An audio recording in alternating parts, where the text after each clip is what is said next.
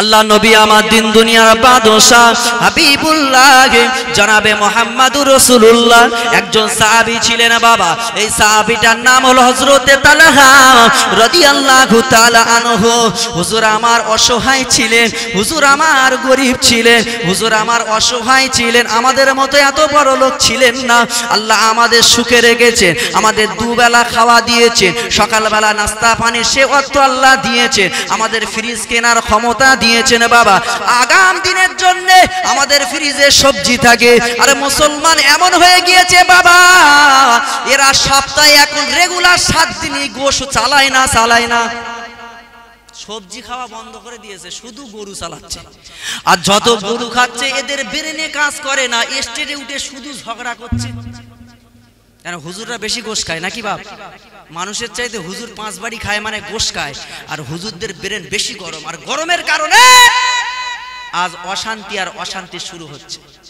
আল্লাহ নবী তিনি স্পষ্ট ভাষায় জানিয়ে দিলেন বাবা, সাহাবা কেরামেরাও আমার আল্লাহ কোরআন শরীফের ভিতরে সূরা নাহাল আল্লাহ জানিয়ে দিলেন, ও আমার বান্দা বান্দিরা, আমি আল্লাহ তোমাদের জন্য একটা পশুকে হারাম করলাম। ওই পশুটার নাম হলো বাকারা, ওটা হলো গরু।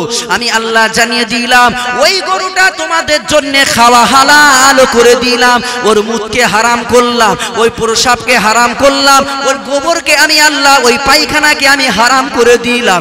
তোমরা গরুর গোশত তোমরা ভক্ষণ করবে। আল্লাহ নবী বললেন বাবা সাহাবা কেরামেরা, আমি রাসূলুল্লাহ জানিয়ে দিলাম গরুর গোশত তোমরা অল্প করে খাবে। আর আমার আল্লাহ ওই গোবরের ভিতর দিয়ে, ওই প্রসাবের ভিতর দিয়ে আমার আল্লাহ আমাদের জন্য খাঁটি একটা দুধ বাহির করে। ওই দুধটা আমি আল্লাহ তোমাদের জন্য রিজিকের জন্য ব্যবস্থা করে দিলাম। ও আমার বান্দা বান্দিরা, তোমরা চিন্তা ভাবনা করো, তোমরা অ্যানালাইজ করো, তোমরা গবেষণা করো যে আমি আল্লাহ পাক আল্লাহ তাআলা ওই গরুর পেটের ভিতর দিয়ে, গোবরের ভিতর দিয়ে, আর ওই চুনার ভিতর দিয়ে, প্রসাবের ভিতর দিয়ে আমি আল্লাহ তোমাদেরকে ওই রক্তের ভিতর দিয়ে আমি আল্লাহ শোষণ করে স্পষ্ট প্রোটিন আলা একটা ভালো দুধের আমি আল্লাহ তোমাদের জন্য ব্যবস্থা করে দিলাম। আরো জোরে হবে না? আল্লাহ দুধের ব্যবস্থা করে দিলেন কাদের জন্য? এই আমাদের জন্য। রিজিক খাও এবং বিক্রি করে সংসার উপার্জন হয় না। আবার এই গরুটা কুরবানির সময় আমরা জবাই করি না। আল্লাহ নবী বললেন তোমরা গোশ খাও, কিন্তু অল্প পরিমাণ খাও। কেন? গোশে রোগ আছে। গোশে কি আছে? গরুর গোশে আছে না? আর সেই রাসূলুল্লাহ 1500 বছর আগে যিনি কোন স্কুলে, ইউনিভার্সিটিতে, কোন কলেজে কারোর কাছে লেখাপড়া করেনি, জানার স্বয়ং ওস্তাদ হলো আমার আল্লাহ। একবার জোরে বলুন। সেই নবী বৈজ্ঞানিক বলে গেল 1500 বছর আগে। আর সমাজে ডাক্তাররা একই কথা বলছে, বাবা গোশ বেশি খেও না, গোশে রোগ আছে না নাই। গোশ খেলে কি হয়? অ্যালার্জি হয়, সুগার হয়, হেঁটোর ব্যামো হয়, গাঁটের ব্যামো হয় না, ব্যথা হয় না। তাহলে আমার নবী বললেন তোমরা গোশ অল্প খাও আর গরুর দুধটাকে বেশি তোমরা ভক্ষণ করো, কারণ দুধের ভিতরে রোগের শেপাও আছে। আবার দুধ তোমাদের হাড়, ক্ষয়া হাড়, অর্থাৎ এই হাড়টাকে পরিপূর্ণ করার সহায়তা করে। তার সঙ্গে সঙ্গে হাড়ের ভিতরে যে লালা থাকে যাকে বলা হয় ক্যালসিয়াম, এই দুধ খাওয়ার কারণে তোমাদের হাড়ের ভিতরে ক্যালসিয়াম আল্লাহ তৈরি করে দেয়। জোরে বলুন। আর আমরা দুধগুলো কম খাই আর গোশগুলো বেশি খাই। বসতেছে তার ওঠে না, খাওয়ার শেষ করে না, চালাচ্ছে। একটা মানুষ বসে আছে ভাই, 40 বছর, 50 বছর, 60 বছর বয়স, ও লাইফে মনে হচ্ছে 3-4টে গরু একলাই খেয়ে ফেলেছে। ঠিক বললাম না ভুল বললাম? আর যত গরু খাচ্ছে মুসলমানের ব্রেন গরম হচ্ছে, শুধু বলতেছে মার মার মার। নয়, আমার নবীর ইক্তিবার অনুসরণ করলে আপনি ঈমানদার হতে বাধ্য। ও আমার সোনার মানিকেরা, ও তরুণেরা, ও জওয়ানেরা, আল্লাহ নবীর প্রিয় সাহাবী হযরতে আবু তালহা রাদিয়াল্লাহু তাআলা আনহু হুজুর নামাজে আদায় করতে গেলেন। ফজরের নামাজটা আদায় হবে। ফজরের নামাজে মুয়াজ্জিন কালো সাহাবী, সবচাইতে দাঁড় কাক বলা হয়েছে কালো, হযরতে বিলাল রাদিয়াল্লাহু তাআলা আনহু, যার আযানে আল্লাহ পাক আল্লাহ তাআলা বড় খুশি খুশি হয়ে যায়। ফারিস্তারা যার আজানটা শোনে, সেই মালাইকা ফারিস্তারা হযরতে বেলালের আজানটা শোনে।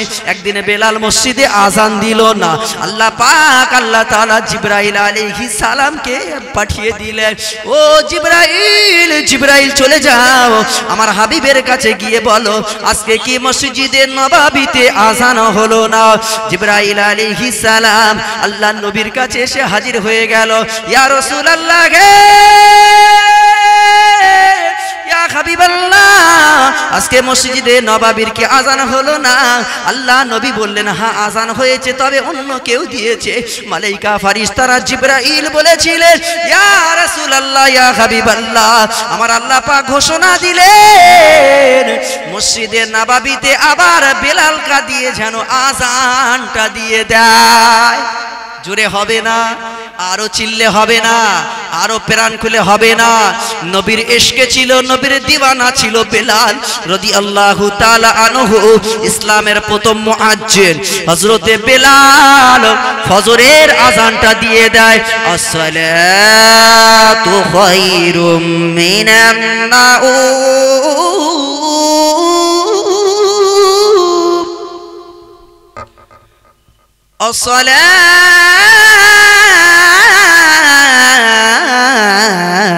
আসসালাতু খায়রুম মিনান নাউম। জোরে বলুন সুবহানাল্লাহ। আজান শুনলে জাহানটা ঠান্ডা হয়ে যায়। তবে রিসেন্টলি একটা বক্তার ওয়াজ আমি শুনছিলাম, ও বেটা ফতোয়া দিচ্ছে, বাবা আজান হলে কথা বলা মিলাদ করা জায়েজ, অসুবিধে হবে না। কত রকম বক্তা নেবে, আমি শুনে হাসছি, বাহ এরাম ফতো আমি বাবে 14 পুরুষই পড়িনি। আমরা তো কম বেশি মাদ্রাসায় পড়েছি, বা ওয়াজ করতে করতে আজান হচ্ছে বললে ও ওয়াজ হবে। হাদিসে এসেছে আজান হলে কথা বলা যাবে, অথচ রাসূলুল্লাহ বললেন আজান যখন হবে নীরব হয়ে যাও। বাথরুমে যদি থাকো উত্তর দিতে হবে না, আদার জায়গায় থাকলে মুয়াজ্জিনের ঠোঁটে ঠোঁট মিলিয়ে তোমরা পড়ো। একবার জোরে বলুন সুবহানাল্লাহ। ওই জন্য ভাই স্টেজে উঠতে গেলে একটু লেখাপড়ার প্রয়োজন আছে না নাই? আছে। ওই উদর পিণ্ডি বুদর গায়ে দিয়ে ওয়াজ সমাজে বেশি দিন টিকবে না। জনগণ এখন লেখাপড়া চালাক হয়ে গিয়েছে, টপ করে উঠে বলবে হুজুর ফতোয়া কোথায় দিয়েছো, হাদিসটা লম্বার বলো। যেই বলবে না ও হুজুর তখন স্টেজ ছেড়ে দিয়ে বল পয়সা দিতে হবে না, আমি ছুটছি।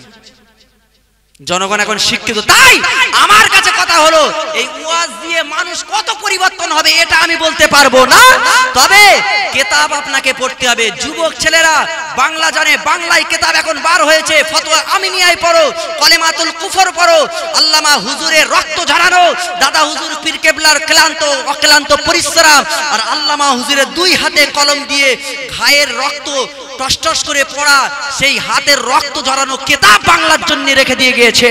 এই বাংলার কিতাব যদি আপনি আল্লামা হুজুরের কিতাব পড়েন, আচ্ছা আচ্ছা আলেমরা সব জব্দ হয়ে যাবে, আপনারা বাড়িতেই আলেম হয়ে যাবেন, আর ওয়াজ দেওয়ার প্রয়োজন নাই। এখন যা হচ্ছে ওয়াজ না দেওয়াই ভালো, আমি প্রকাশ্য বলছি, ওয়াজ হয় না।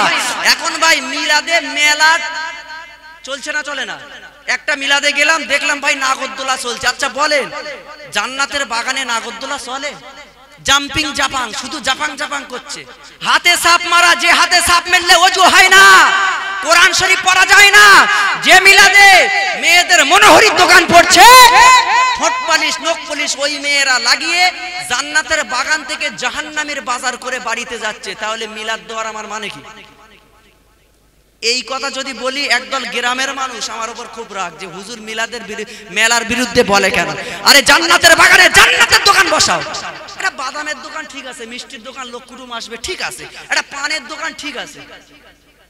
ও সিগারেট, আর ইয়ং ছেলেরা রাস্তায় যাচ্ছে শুধু এমনি সিগারেট খায় না, বলে ফেলেবার চালা, ফেলেবার কি ফেলেবার, লিচু ফেলেবার, এই আপেল ফেলেবার, টোটাল সিগারেটের নাম সব এক এক ব্র্যান্ড, এক এক কোম্পানি, শুধু খাচ্ছে আর জান্নাতের বাগানে খুঁজছে। আর ফেরেশতারা মনে করে ও আল্লাহ আপনি তো পাঠালেন যে জান্নাতের বাগানে ঘুরে এসো, আমরা আসছি, তাই এদের ধোঁয়ার জ্বালায় ঢুকবো কি করে? এই আসবে না পালাবে? ও মেলা দিয়ে আর ওয়াজ করছে আল্লাহর নবী এই মজলিসে আসবে।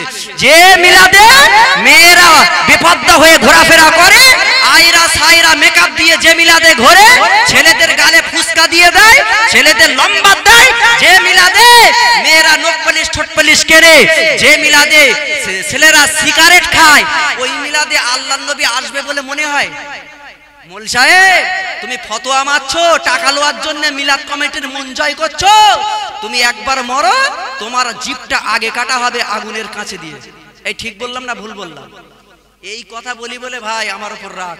মিলাদ কমিটিরা বলে ও জিনিসের আনলে আর মেলা দেওয়া যাবে না, ওরে বাদ দে, অন্য কারোর দাওয়াত কর, যে তেল মারা ওয়াজ করে তারে দাওয়াত কর, কোনো অসুবিধা নেই। ও আমার সোনার মানিকেরা, ও তরুণেরা, জওয়ানেরা, আবার দেখা যায় আজকে হলো 14ই ফেব্রুয়ারি। বাবা, আজকে যুবক ছেলেরা আর মেয়েদের মুখে শুনলে ওরা বলে হুজুর আজকে হলো ভ্যালেন্টাইন ডে। কি ডে?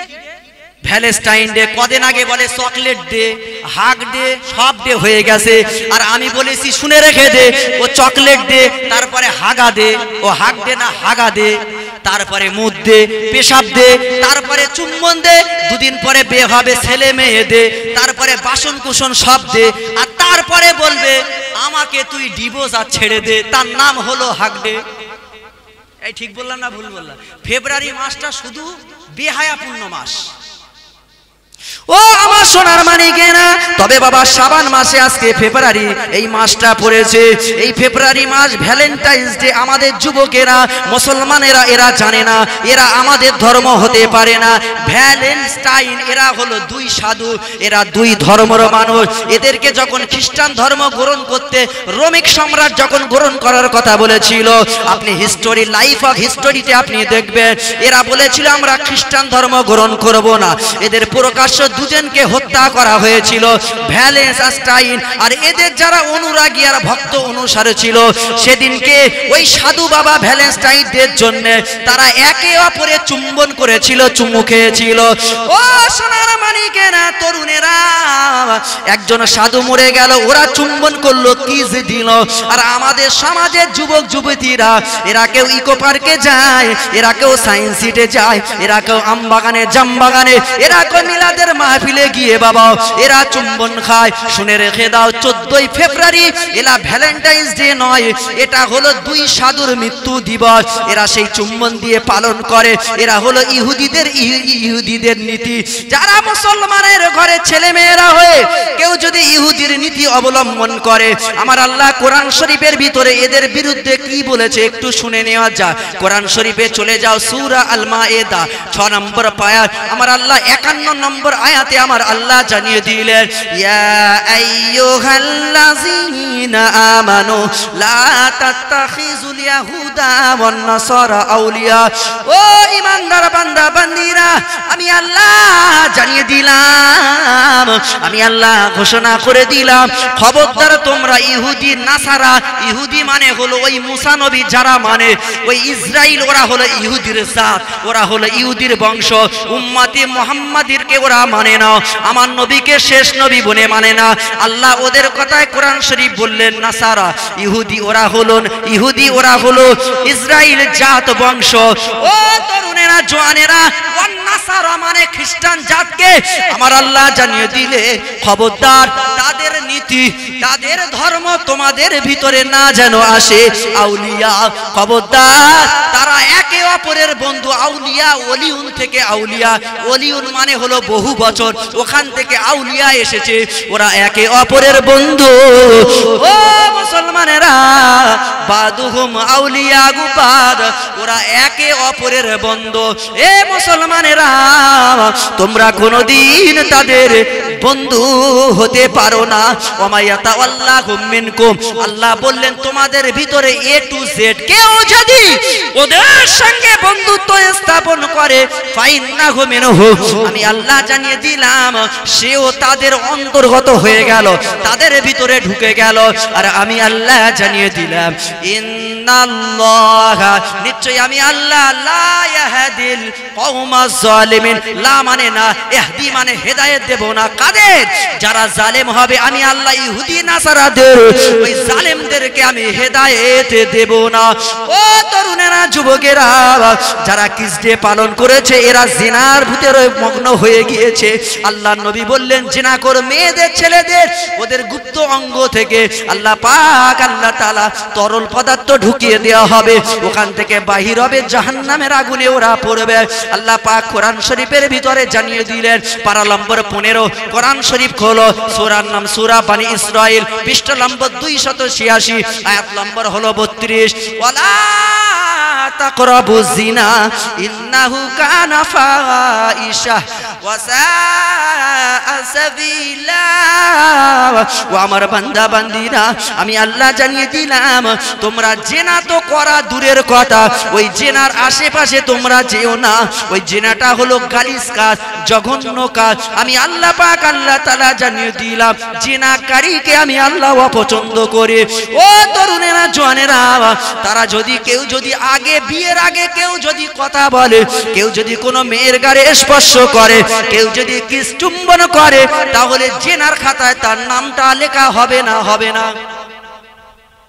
আমাদের সমাজে একটা ভাইরাস হয়েছে ভাই, মেয়ের বিয়ে হবে, আশীর্বাদী হলো, আশীর্বাদী পরে 1 মাস পরে বিয়ে হবে, আর 1 মাস আগে মেয়ের কাছে ওই ছেলের নম্বরটা এনে দিল, এই মেয়ে তুমি তোমার স্বামীর সঙ্গে একটু জমিয়ে কথা বলো।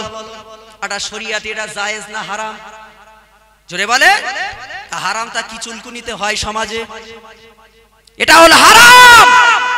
যতক্ষণ না পর্যন্ত কবুল বলা হবে, 3 বার কবুল বলবে, যতক্ষণ না খুতবা পড়ানো হবে, যতক্ষণ না দিনভর যতক্ষণ না দেওয়া হবে, ওই স্বামীর জন্য ওই মেয়েটার গায়ে স্পর্শ দূরের কথা, কথা বলা হারাম, হারাম, হারাম। কিন্তু আমাদের সমাজে জিনার হার এত বেড়েছে, এত বেড়েছে, যুবক ছেলেরা ফোনে ফোনে এখন ভিডিও কলে চালাচ্ছে। জিনার হার এতবার বেড়েছে, যতই জলসা দিচ্ছে, মিলাদ দিচ্ছে, কিন্তু ভাই সেই মুসলমানদের উপরে অত্যাচারের স্টিম রোলার চলছে না, চলে না? জিনা বন্ধ হচ্ছে? এগুলো তো নিজেদের পরিবর্তন হতে হবে। এটা মহাব্বতে দরুদ আল্লাহ। একটু পানি এনে দাও, এই কমিটির ছেলে কই, বাবা একটু পানি এনে। মহাব্বতে দরুদ আল্লাহুম্মা সাল্লি আলা, মাশাআল্লাহ, এটা মহাব্বতে পড়ে।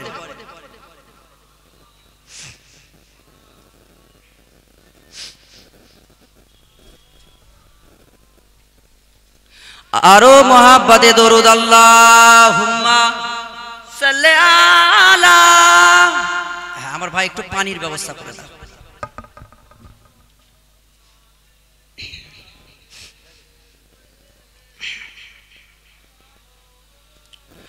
সাইয়্যিদুল আম্বিয়া খাতামুল মুরসালিন, সাইয়্যিদুল আম্বিয়া খাতামুল মুরসালিন, मेरे प्यारे नबी, मेरे प्यारे नबी, तुमसा कोई नहीं, सैयदुल अंबिया खातामुल मुरसलिन, सैयदुल अंबिया खातामुल मुरसलिन, मेरे प्यारे नबी, मेरे प्यारे नबी, तुमसा कोई नहीं। जुड़े হবে না, আরো চিল্লে হবে না, আমার নবীর মতো কেউ আর নবী হবে না। আর একটু চিল্লে বলেন, আর একটু চিল্লে বলেন, নারে তাকবীর। चाँद से बरकरे तेरा प्यारे छवि, चाँद से बरकरे तेरा प्यारे छवि, मेरे प्यारे नबी, मेरे प्यारे नबी, तुमसा कोई नहीं। जुड़े হবে না। सैयदुल अंबिया खातामुल मुरसलिन, सैयदुल अंबिया खातामुल मुरसलिन, मेरे प्यारे नबी, मेरे प्यारे नबी, तुमसा कोई नहीं, सैयदुल अंबिया खातामुल मुरसलिन, ताजदारे हरम, ताजदारे हरम, शाफिउल मुजनबिन, सैयदुल अंबिया खातामुल मुरसलिन। की गाइबो तुम्हारी शाने या रसूल, की गाइबो तुम्हारी शाने या रसूल, তোমার খাদেম হলো, তোমার খাদেম হলো খুদ জিবরিল আমিন, সৈয়দুল আম্বিয়া শাফিউল মুজনাবিন, সৈয়দুল আম্বিয়া শাফিউল মুজনাবিন, তাজদারে হরম, তাজদারে হারাম শাফি আল মুজনাবিন সাইয়্যিদুল আম্বিয়া খাতামুল মুরসালিন তোমাকে দেখেছে দুষ্টু কাফের বেদিন তোমাকে দেখেছে দুষ্টু কাফের বেদিন দিল লাকাব তোমায় রহমাতাল লিল আলামিন জোরে বলুন আরে আবু জেহেলে আমার নবীকে দিয়েছে মক্কার বেদিনরা আমার নবীকে দেখেছে কিন্তু পিছনে পিছনে তারা বলেছে এ হলো আব্দুল্লাহর বেটা আলামিন সত্যবাদী জোরে বলুন আরো জোরে হবে না লাকাব দেওয়ার মালিককে জোরে বলেন আরো জোরে বলেন তোমাকে দেখেছে দুষ্টু কাফের বেদিন তোমাকে দেখেছে দুষ্টু কাফের বেদিন দিল লাকাব তোমায় রহমাতাল লিল আলামিন সাইয়্যিদুল আম্বিয়া খাতামুল মুরসালিন সাইয়্যিদুল আম্বিয়া খাতামুল মুরসালিন मेरे प्यारे नबी तुमसा कोई नहीं अल्लाह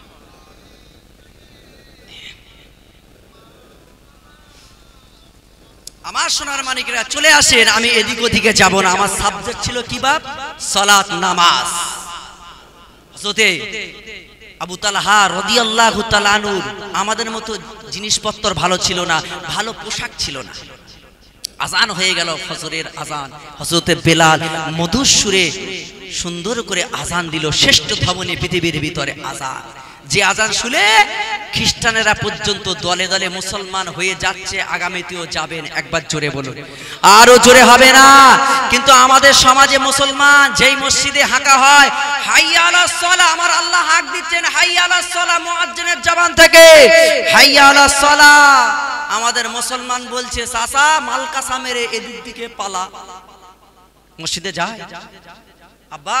আব্বা জান শুনে রেখে দেন আমার আল্লাহ পাক আল্লাহ তাআলা আমাদের দৈনিক 5 বার আমাদের ডাক দেয় আমাদের সঙ্গে দেখা করার জন্য কথা বলার জন্য কিন্তু আমরা দেখা দেই না তবে কোন যদি আমার গার্লফ্রেন্ড হোক আর প্রেমিকা যদি বাপ মিস কল মারে ও যদি 12টার সময় যদি মিস কল মারে উফ এক বাই এক কল ঘুরিয়ে করি না অথচ আমার আল্লাহ পাক আমাদের সঙ্গে প্রেম ভালোবাসা করতে চায় দৈনিক 5 বার ডাক দিচ্ছে আবার বলছে তাহাজ্জুদ সময় ও তাহাজ্জুদের নামাজ পড় আমি আল্লাহ প্রথম আসমানে নেমে আসি বান্দা আমার কাছে তোরা চাইবি মনের কথা তোদের দুঃখের সুখের কথা আমি আল্লাহ আমার কাছে চা আমি আল্লাহ তাহাজ্জুদের এই দোয়া আমি আল্লাহ ফেরত দিতে পারি না আরো চিল্লে হবে না আরে রাতের বেলা ঘুম বাদ দিয়ে কার সঙ্গে প্রেম করছে দুনিয়ার সঙ্গে আল্লাহর সঙ্গে প্রেম করে না ও আমার সোনার মানিকেরা ও তরুণেরা ও জওয়ানেরা ও আমার নবী পাকের দিবানারা শুনে রেখে দাও ফজরের আজান হয়ে গেল আল্লাহ নবী আমার দিন দুনিয়ার বাদশাহ হাবিবুল্লাহ জনাবে মুহাম্মদুর রাসূলুল্লাহ সাল্লাল্লাহু আলাইহি ওয়াসাল্লাম হুজুর ফজরের নামাজের ইমামতিটা শুরু করে দিল হযরতে আবু তালহা রাদিয়াল্লাহু তাআলা আনহু হুজুরের পিছনে নামাজে দাঁড়িয়ে যায় হুজুর আমার সালাম ফেরায় সালাম ফেরানোর সঙ্গে সঙ্গে তালহা রাদিয়াল্লাহু তাআলা আনহু আর মসজিদে বসে না তাড়াতাড়ি করে ছুটে কাতারটা ফাঁক করে দিয়ে নিজের গন্তব্যস্থলে চলে যায় একদিন দেখে সাহাবীরা দুদিন দেখে সাহাবীরা কয়েকদিন দেখার পরে আল্লাহর নবীর কাছে অভিযোগ দিল ইয়া রাসূলুল্লাহ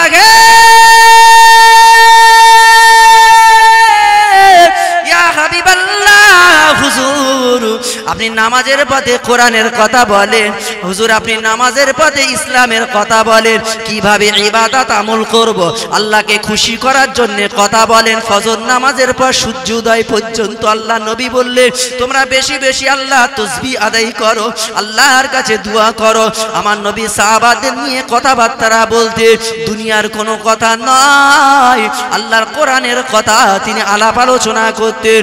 ও তরুণেরা, যুবকেরা, সাহাবারা বললেন, ইয়া রাসূলুল্লাহ, ইয়া হাবিবাল্লাহ, হুজুর গো, আবু তালহা বসে না, বসে না। আপনি যখন সালামটা ফিরিয়ে দেন, সালাম ফেরানোর তাকবীর দেন, নারে তাকবীর, নারে তাকবীর, নারে তাকবীর। পীরজাদা সুলতানুজ্জামান সাহেব, হযরত মাওলানা পীরজাদা সুলতানুজ্জামান সাহেব, নারে